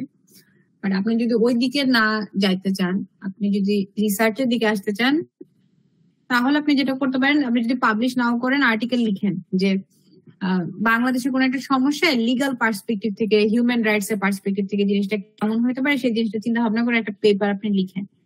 লিখে আপনি সোশ্যাল সায়েন্সের বিভিন্ন মাস্টার্স ডিগ্রি আছে যেটার সাথে ল কে আপনি কানেক্ট করতে পারবেন, ইন্টারন্যাশনাল রিলেশনস এর সাথে ল কানেক্ট হয়, পলিটিক্যাল সায়েন্সের সাথে, তারপরে international political economy, human rights, public policy, অনেক কিছুর সাথে, পাবলিক অ্যাডমিনিস্ট্রেশন, এগুলোর সাথে কিন্তু ল কে আমরা রিলেট করতে পারি। ওই কোর্স গুলো আই থিঙ্ক আপনি এক্সপ্লোর করলে আপনি বেটার আইডিয়া পাবেন। ডিরেক্ট ল এর মাস্টার্স হয়তো আপনি পারবেন না। জি আপু, আমাদের ম্যাক্সিমাম এই সাবজেক্ট থেকে মাস্টার্স করার জন্য যাইতে চাই এদিক থেকে। জি, ডিরেক্ট ল এর মাস্টার্স বা ল লিগ্যাল প্র্যাকটিসের জন্য এদেশে এসে বারের এক্সামে বসতে হয়, ওগুলো খুবই লেন্দি প্রসেস। বাট আপনি যদি ইনিশিয়ালি আসতে চান ল এর স্টুডেন্ট হিসেবে, I would explore social science faculty. জি আপু, ধন্যবাদ আপু। আসসালামু আলাইকুম। মুক্তাদুল নাবিল ভাই, আপনি আপনার কোশ্চেনটা করতে পারেন। আসসালামু আলাইকুম আপু। ওয়ালাইকুম আসসালাম। আসসালামু আলাইকুম আপু, বর্তমানে আমি বাংলাদেশ ইউনিভার্সিটি প্রফেশনালস এ ডেভেলপমেন্ট স্টাডিজ বিষয়ে অধ্যয়ন করছি। আমার ইচ্ছা আছে দেশের বাইরে যাওয়ার, কিন্তু আপু বিষয়গুলো এমন যে ইউনিভার্সিটিতে যখন অ্যাপ্লাই করব, অ্যাপ্লাই করার সময় আমার সিজিপিএটা শেষ পর্যন্ত কত আসছে, তারপর আমার আইএলটিএস স্কোরটা কত আসছে, এগুলো সব পাওয়ার পর আমাকে অ্যাপ্লাই করতে হচ্ছে। তো আমি যদি 4 বছরের অনার্সটা শেষ করার আগে আগে কিছু কিছু বিষয়গুলো গুছিয়ে রাখি, এবং আমি এমনটা চাচ্ছি যে কোন ওয়েতে গেলে যে আমি 4 বছর এদিকে অনার্সটা শেষ করার পর পর মাস্টার্সটা আমি দেশের অ্যাব্রোডে করার জন্য খুব তাড়াতাড়ি আমি মানে আমি সিজিপিএটা এবং আইএলটিএস কোর্সটা পাওয়ার পরে আমি ওইভাবে অ্যাপ্লাই করতে পারি। এতে দেখেন যে যখন আমি কোনো একটা ইউনিভার্সিটির ওয়েবসাইটে ঢুকবো, ওই সময় আর কি অনেক সময় সাপেক্ষ সাপেক্ষ ব্যাপার, ওগুলো রেজাল্ট এসে এসে পরে আমি যদি আবার মাস্টার্সটা না কন্টিনিউ না করে আবার এগুলোর পিছনে যাই, সেক্ষেত্রে কিছুটা সময় ওদিকে ব্যয় হতে পারে। সেই ক্ষেত্রে আপনি যদি কোনো একটু সাজেশন দিতেন।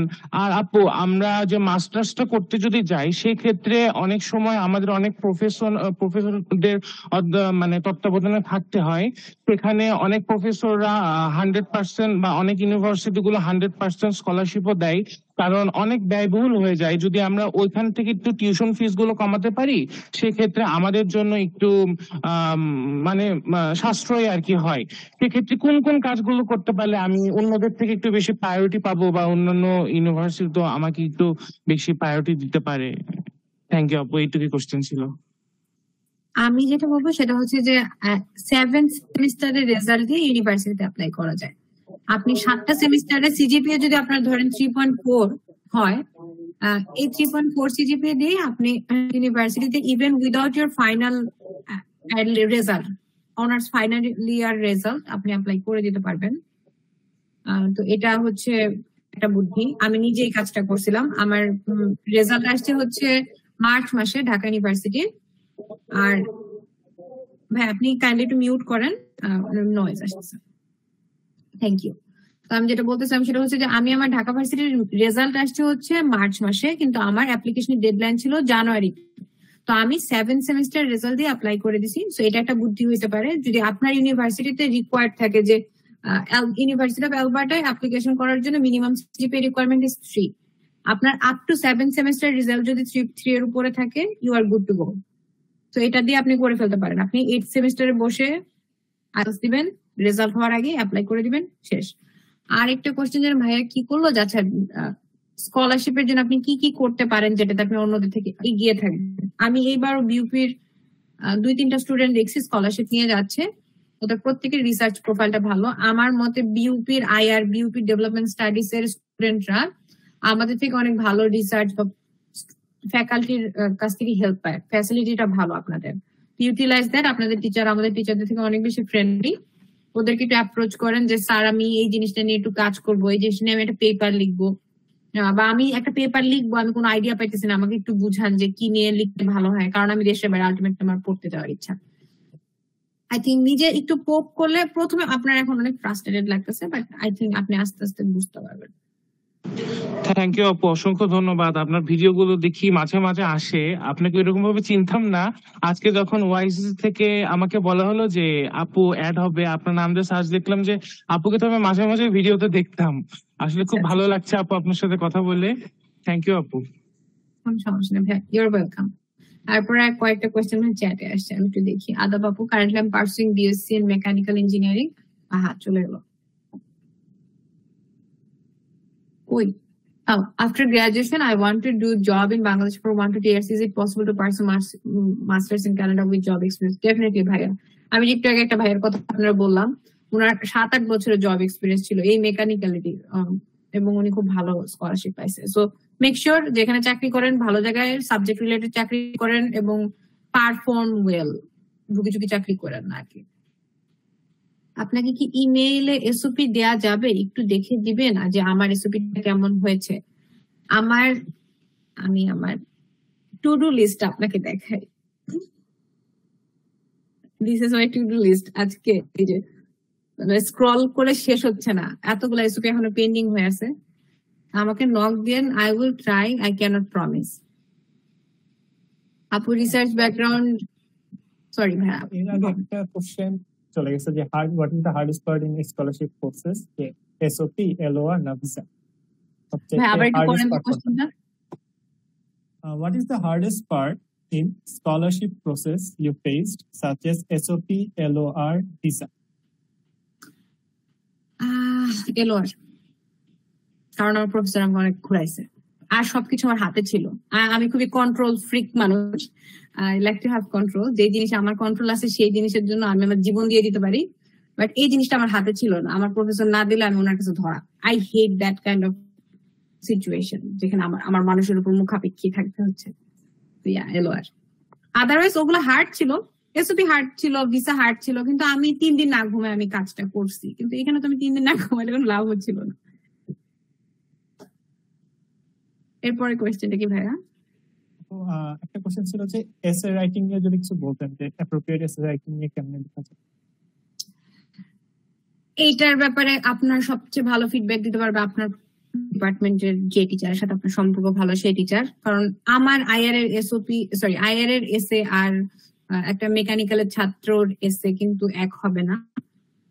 তো আর যেটা করা যেতে পারে ভালো এসে রাইটিং এর জন্য, সেটা হচ্ছে যে রিড সাম পেপারস। আপনি যে টপিকটা নিয়ে ইন্টারেস্টেড সেই গুগল স্কলারে যান। গুগল স্কলারকে আমি মাঝে মাঝে র্যান্ডম জিনিসও সার্চ করি। কয়েকদিন আগে আমি সাইকোলজি অফ লার্নিং নিয়ে আমি কতগুলো রিসার্চ পেপার পড়ে আসছি। কারণ আমার মনে চাইছে যে কি বলতেছে প্রফেসররা, যারা অ্যাকচুয়ালি রিসার্চার, তারা কি বলতেছে এগুলো দেখার জন্য। তো মাঝে মাঝে ওদের লেখাটা একটু দেখা, এটা একটা উপায় হতে পারে। আর আমি বলবো যে একদম হার্ভার্ডের প্রফেসর এমেরিটাস টাইপের মানুষের লেখা পড়ার থেকে যারা fresh PhD graduate, PhD student, ওদের লেখা ওই গুগল স্কলারে আপনি পাবেন, দেখলেই বুঝবেন যে পিএইচডি স্টুডেন্ট লেখা থাকে তার প্রোফাইলে। ওদের লেখাটা আমার কাছে বেশি হেল্পফুল মনে হয়েছে, কারণ they are like just one step ahead of you. ওদেরটা আপনি ভালো রিলেট করতে পারবেন rather than somebody who has 50 years of working experience in this field. Yakub Sadlil Sain ভাইয়া বলছেন যে ওনার সিজিপিএ 2.6, বাট উনি প্রোগ্রামিং টেস্টে অনেকবার র্যাঙ্ক করছিলেন। তো ওনার কি কোনো প্রবাবিলিটি আছে নাকি ফুল ফি স্কলারশিপ? আমি হলে বলবো কানাডা আপনার পার্সু না করতে। কানাডা সিজিপিএ আলা মানুষের জন্য একটু হার্ড। জিআরই দেন, USA is the better option for you. Tanjina Akter আপু বলছেন যে if I research with other institute professors, ওনাদের থেকে কি রেকমেন্ডেশন লেটার নেওয়া যাবে? হ্যাঁ, আপনার যদি ওয়ার্ক এক্সপিরিয়েন্স থাকে ডেফিনেটলি আপনি আদার ইনস্টিটিউশনের প্রফেসরদের কাছে নিতে পারবেন। আমি ওই দিন আমার একটা এমবিএ করার ইচ্ছা আছে, আমি জানি না আল্লাহ আমাকে এই ইচ্ছা কোনোদিন কবুল করবে কিনা। তো আমি যেখানে কাজ করি আমার ব্যাংকে, আমি বলতেছিলাম আমার ম্যানেজারকে যে আমি একটা এলো যদি আপনার কাছ থেকে নেই, আপনি কি আমাকে হেল্প করতে পারবেন কিনা। তো সে আমাকে মোচড়ামুচড়ি করতেছে, বলতেছে যে না, আমার তো আমাদের ব্যাংকিং এর তো প্রাইভেসি পলিসিতে এইভাবে এলওআর দেওয়া যায় না। তা এগেন আমার তাকে এলওআর নিয়ে খারাপ এক্সপিরিয়েন্স আছে। তাই আমি ভাবলাম ধুর, আমি এর কাছ থেকে নিবই না। পরে আমি ইন্টারনেটে খুঁজতেছিলাম রেডিটে গিয়ে যে এলওআর আর কে কে দিতে পারে। পরে আমি খুবই ইন্টারেস্টিং একটা জিনিস পাইলাম যে বাংলাদেশে আমরা শুধু চিন্তা করি যে প্রফেসরই, জাস্ট প্রফেসর, ইভেন লেকচারারও না। আমাদের স্টুডেন্টদের মধ্যে মিসকনসেপশন আছে, জাস্ট ওই যারা ডিপার্টমেন্টের হেড সিনিয়র তাদের কাছ থেকে এলওআর নিব। কিন্তু আমার কাছে মনে হয় যে লেকচারার থাকতে পারে, এই যে অন্য ইউনিভার্সিটির প্রফেসরের সাথে যদি আপনার কানেকশন থাকে, আপনি কাজ করার অভিজ্ঞতা থাকে, they can give you letter of recommendation. আপনার এমপ্লয়ার, আপনি যদি কোনো নন প্রফিট অর্গানাইজেশনে কাজ করেন, যে আপনাদের এই যে আজকে যে অর্গানাইজেশনটা, এই অর্গানাইজেশনের যে হেড, তার কাছ থেকে আপনি এলওআর নিতে পারেন। ইভেন আপনার কম্পিটিটর, ধরেন আপনি একটা বিজনেস পারসন, তো আমি এমবিএ করলে তো বিজনেসের, ইটস এ বিজনেস ডিগ্রি, তো বিজনেসে আপনার কম্পিটিটর যে আমি প্রাণ আর আমি রুচি কোম্পানির ম্যানেজিং ডিরেক্টরের কাছ থেকে চাইতে পারি যে আমি এটা এলওআর দেন। So that's one option. Another is your client. আমি যে এখন স্টুডেন্টদের নিয়ে কাজ করতেছি, অনেকে কিন্তু খুবই এক্সেলেন্ট প্রোফাইলের মানুষ। সো মাই প্ল্যান ইজ, আমি যদি কখনো এমবিএ করি, আমার স্টুডেন্টের কাছ থেকে আমি এলওআর নিব, যে তারা বলবে how M I as a person. এগুলো অনেকগুলো অপশন আছে।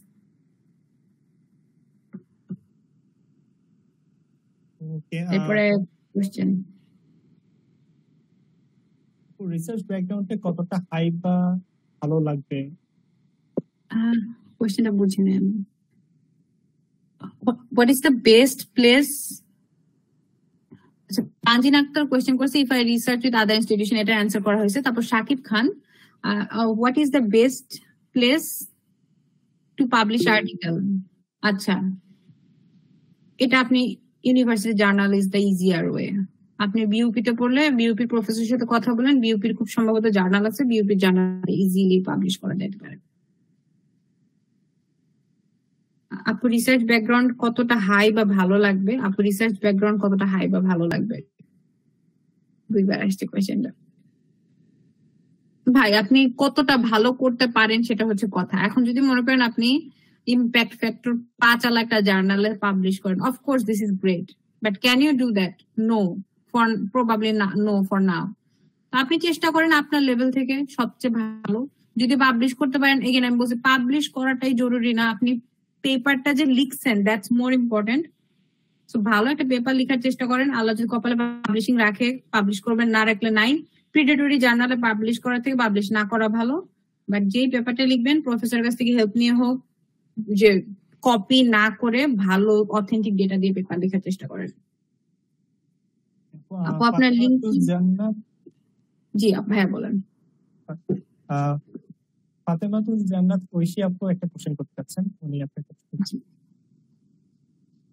জি আপু, আমি প্রশ্ন করতে চাচ্ছিলাম যে আপু আমি বর্তমানে ইংলিশ ডিপার্টমেন্টে পড়ছি, কিন্তু ইংলিশ ডিপার্টমেন্টে যে পড়ছি শেষের দিকে তো আমাকে সেই রিপোর্ট লেখা লাগবে, তো থিসিস অথবা ইন্টার্নশিপের উপরে।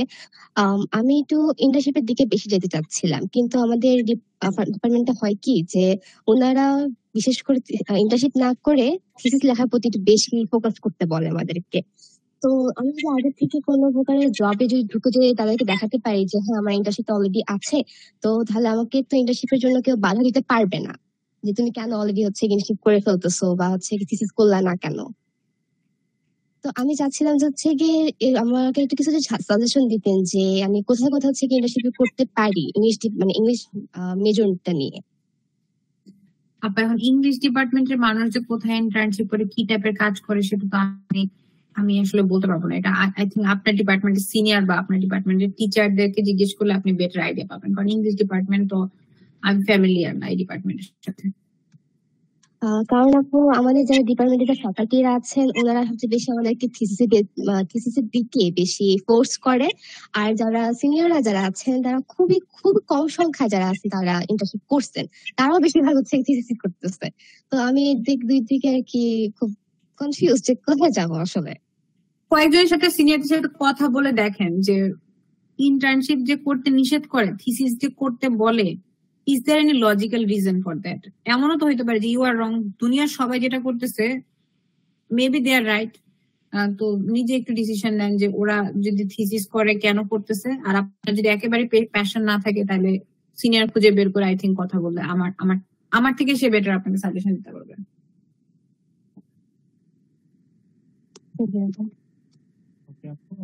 সাকিব খান ভাই একটা কোশ্চেন করছেন যে এমবিএ স্কলারশিপের জন্য উনি কি জব আগে নিয়ে এক্সপিরিয়েন্স নেওয়াটা প্রেফারেবল হবে নাকি একাডেমিক স্টাডি আর রিসার্চ নিয়ে কাজ করলে বেটার? এমবিএ তে স্কলারশিপ পাবেন না হ্যান্ডস ডাউন। এমবিএ হচ্ছে একটা লাক্সারি ডিগ্রি, এই এমবিএ এর জীবনে কোনো দরকার নেই, এমবিএ না করলেও হয়। তো এমবিএ তে হয়তো অনেক, যদি আপনি ধরেন যে এমন একটা কিছু করছেন যে অ্যাপল কোম্পানির আইফোনের 2টার জায়গায় 3টা ক্যামেরা বানানোর আইডিয়াটা আপনার মাথা থেকে আসছিল, তো খুবই বড় একটা কোনো আপনি বিজনেস জিনিয়াস, তাহলে হয়তো you can hope some way USA তে সেটা, তাও কিন্তু কানাডায় তো হবে না। তবে এমবিএ তে ইভেন আপনি যদি লিটারালি নর্মাল অ্যাডমিশনও পাইতে চান, আপনার জব এক্সপিরিয়েন্স থাকাটা বেশ জরুরি। আপু আমাদের চ্যাটে একটা বড় কোশ্চেন ছিল তানজিনা আফরোজি তানজিন আপু, with CGPA 3.7 should I focus on academics in my final year or should I try to engage myself in activities which will add value including my CGPA?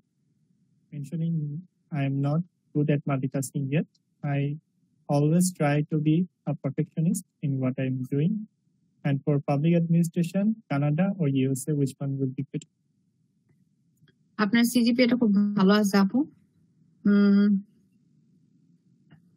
It's a very hard question. আপনাকে বললাম যে আপু আপনার CGPA খুব ভালো আছে, আপনি এখন ভলান্টিয়ারিং করেন, তারপর ভলান্টিয়ারিং করে আপনি 4th ইয়ারের সিজিপিএ একদম ডাব্বা মেরে দিলেন। ডোন্ট ডু দ্যাট, কারণ আপনার লাস্ট 2 বছরের সিজিপিএ খুবই জরুরি।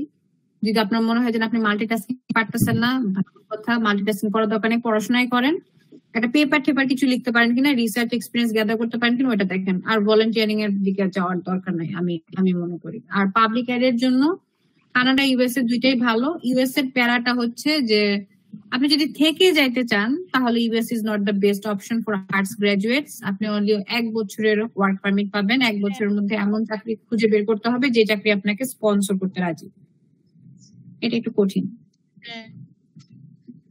অন্যদিকে আপনি একটু কাইন্ডলি মাইকটা মিউট করবেন। তো আমি যেটা বলছিলাম যে কানাডাতে ওয়ার্ক পারমিটটা লঙ্গার টাইম পাবেন। কানাডাতে সাবজেক্ট রিলেটেড চাকরি খোঁজার ব্যাপারে কোনো বাধ্যবাধকতা থাকে না। এটা এই জন্য থেকে যাওয়ার জন্য কানাডা ইজিয়ার অপশন।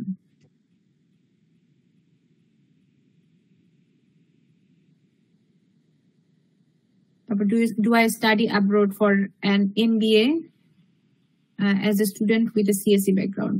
জি ভাইয়া, এমবিএ দুনিয়ার যে কোনো মানুষই করতে পারে। এমবিএ বললাম না, এটা হচ্ছে একটা লাক্সারি ডিগ্রি। জাস্ট আপনার নামের পাশে একটা জল জলে এমবিএ থাকবে ভালো ইনস্টিটিউশন থেকে, দ্যাটস ইট। এই জন্য আমি বললাম এটা আমার ইচ্ছা, এটা আমার কোনো দরকার না, it's not a necessity, just Jamdani শাড়ির মতো একটা শখ। আমরা কি অর্গানাইজেশনের থ্রুতে রিসার্চ প্রপোজাল অ্যারেঞ্জ করতে পারি যদি করতে চাই? একজন হাসতেছে। আমরা কি অর্গানাইজেশনের থ্রুতে রিসার্চ প্রপোজাল অ্যারেঞ্জ করতে পারি যদি করতে চাই? সেটার প্রসেসটা একটু আমি কোয়েশ্চেনটা বুঝি নাই। কোন অর্গানাইজেশন থ্রুতে রিসার্চ প্রপোজাল অ্যারেঞ্জ করার চেষ্টা করতেছেন আপনি? আসলে ভাই আপনি চাইলে কিন্তু মিউটটা অন করে কথা বলতে পারেন।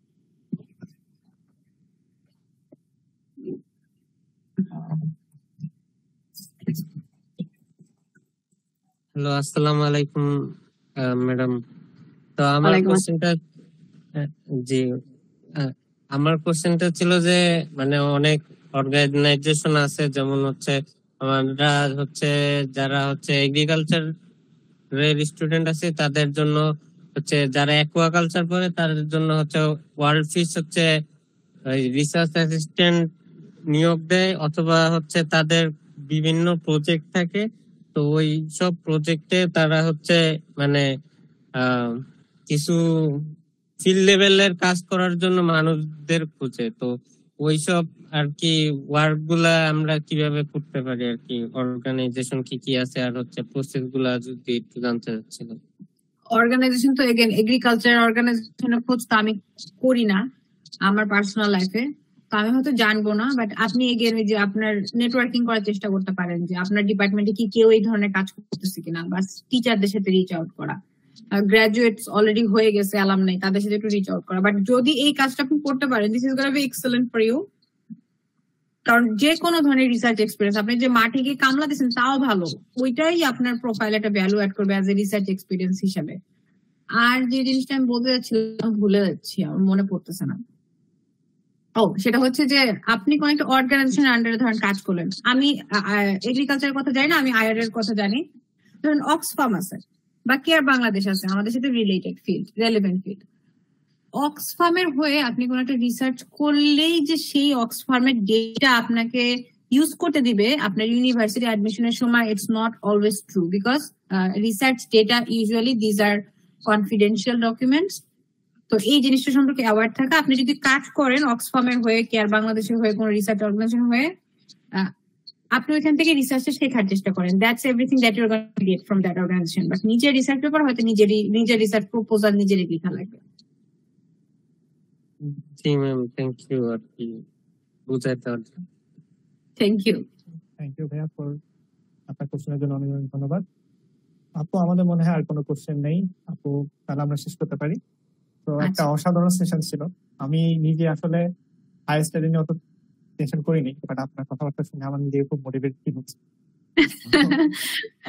ভালো তো salesmanship, I have sold a dream to you. এটা ভালো হলো। সবার জন্য অনেক শুভকামনা থাকলো, যে যেই ক্ষেত্রেই আছেন না কেন লাইফে, নিজের কাজটা আই থিঙ্ক অনেস্টলি পরিশ্রম করলে যে কোনো দিকে লাইফে ভালো করা সম্ভব। লাস্ট একটা কোশ্চেন ছিল যে ভিসা প্রসেসিং এর সময় কোনো প্রবলেম ফেস করছেন কিনা? প্রবলেম বলতে আপনি কি মিন করতেছেন আমি জানি না। আমার কিছু ফাইন্যান্সিয়াল ডিফিকাল্টিস ছিল, বাট এটা তো আসলে অন্য কারো দোষ না, তাই না? এটা আমার জাস্ট সিচুয়েশন, এটা আমার কপাল। বাট আদারওয়াইজ আমার কোনো প্রসেসিং এ কোনো ঝামেলা হয় নাই, বা কেউ আমার সাথে এমন কোনো বিহেভ করে নাই যেটা তার করার দরকার ছিল না। ভাইবা দিতে হয় না কানাডিয়ান অ্যাপ্লিকেশন, ইউনিভার্সিটি অ্যাপ্লিকেশনের জন্য, সো এটা করতে হয় না। বাট আমার একটা অ্যাংজাইটি ছিল, সেটা হচ্ছে আমার বেশ ফাইন্যান্সিয়াল লিমিটেশনস ছিল, দ্যাটস ইট। আর লিঙ্কডইন লিংক চাচ্ছে অনেকে। আমার লিঙ্কডইনের লিঙ্ক হচ্ছে সাদিয়া রহমান। আমার নাম সবাই তমা রহমান হিসেবে আমাকে চিনে, তো আমার নাম অ্যাকচুয়ালি সাদিয়া রহমান তমা। তো আমি লিঙ্কডইনে সাদিয়া রহমান নাম লিখে সার্চ দিলে পাবেন। আমি ইউজুয়ালি এটা মার্কেট করি না কোথাও, ওটা আমার জাস্ট ব্যাংকিং প্রফেশনালদের জন্য থাকে, but yeah of course you can, if you want you can always send me a joint request.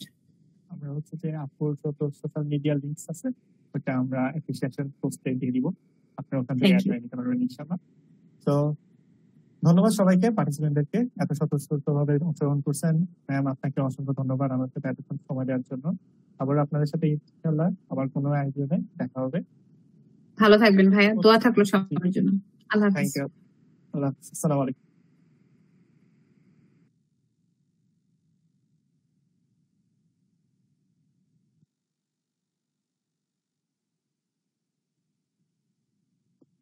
IT manager kindly আমাদের মিটিংটা ক্লোজ করে দিন।